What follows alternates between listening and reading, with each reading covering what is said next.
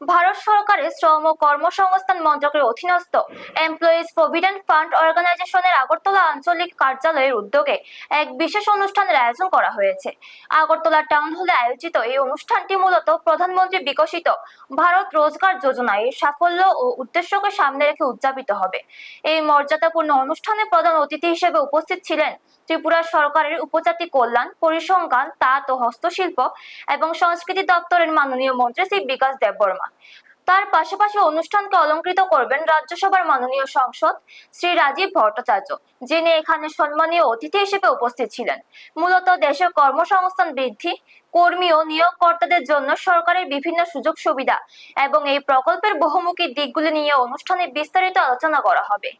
EPFO এর উচ্চপদস্থ আধিকারিক বৃন্দ, বিভিন্ন বাণিজ্যিক ও সামাজিক প্রতিষ্ঠানের প্রতিনিধি এবং সমাজের বিশিষ্ট ব্যক্তিবর্গের উপস্থিতিতে অনুষ্ঠানটি এক অনন্য মাত্রা পায়।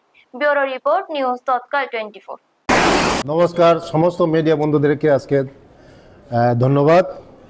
আজকে আমরা টাউন হল আমরা মোদিজির প্রধানমন্ত্রী বিকশিত ভারত রোজগার যোজনা, আমাদের দেশের যশস্বী প্রধানমন্ত্রী 5টার সময় লঞ্চ করবে এবং সমস্ত ভারতবর্ষের মধ্যে আমাদের যারা বেরোজগার নওজওয়ান তাদেরকে 15 লক্ষ আজকে রোজগারের ব্যবস্থা করে দেওয়া হবে।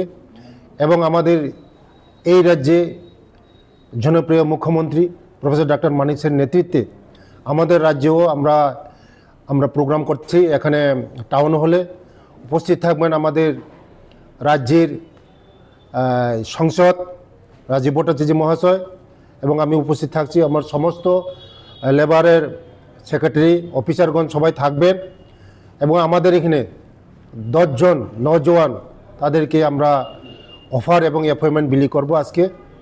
এবং সমস্ত মোদিজি যে আমাদের ভারতবর্ষকে বিকশিত করা এবং ভারতবর্ষকে ডেভেলপমেন্ট করা, ভারতবর্ষের যে রোজগার ব্যবস্থা করা, তার জন্যই আজকে মোদিজি আজকে এই উদ্বোধন করছেন।